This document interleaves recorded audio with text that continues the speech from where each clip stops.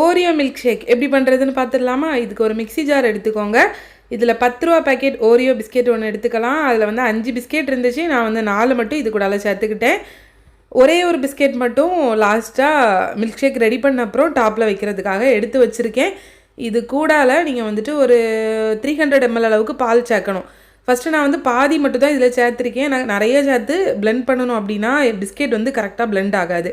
இது கூடால ஒரு அரை டீஸ்பூன் அளவுக்கு கோகோ பவுடர் சேர்த்துக்கோங்க. அதுக்கப்புறமா ஒரு ஸ்கூப் அளவுக்கு வெனிலா ஐஸ்கிரீம், உங்களுக்கு ஸ்வீட்னஸ்க்கு சுகர் சேர்த்துக்கலாம். இது எல்லாமே சேர்த்துட்டு நல்லா பிளெண்ட் பண்ணி எடுத்திங்கன்னா உங்களுக்கு அவ்வளோதாங்க, ஓரியோ மில்க் ஷேக் ரெடி ஆகிரும். பையன் லாஸ்ட்டாக ஹாஃப் இயர்லி எக்ஸாம் டைம் தான் ஸ்கூலுக்கு போனால். அப்புறம் நாங்கள் ஸ்கூலுக்கு விடலைன்னு கூட சொல்லியிருந்தேன். ஸ்கூலில் வந்து பெர்மிஷன் கேட்டுட்டு அவனுக்கு நாங்கள் லீவ் போட்டிருந்தோம். ஹாஸ்பிட்டலில் போய் கேட்கும்போது அவங்க என்ன சொன்னாங்க அப்படின்னா, ஸ்கூல்லேருந்து கொஞ்சம் ஒரு பிரேக் எடுத்துக்கோங்க, அவன் வந்து ஒரு வேளை அந்த பயத்தினால கூட அவனுக்கு இந்த மாதிரி இருக்கலாம், அதனால் நீங்கள் வந்துட்டு வீட்டில் இருக்கும்போது அந்த ஸ்கூலுங்கிற வேர்டு கூட அவன்கிட்ட யூஸ் பண்ணாதுங்க. நார்மலாக அவன் எப்போவுமே இருக்கிற மாதிரி இருக்கட்டும். ஏன்னா அவன் ரொம்ப அந்த ஸ்கூலை நினச்சி அவன் ரொம்ப ஸ்ட்ரெஸ் ஆகிறனால தான் இந்த மாதிரி இருக்குது அப்படின்னு சொல்லியிருந்தாங்க. இதுக்கப்புறம் என்ன நடந்துச்சுன்னு நெக்ஸ்ட்டு ஷார்ட்ஸில் பார்க்கலாம்.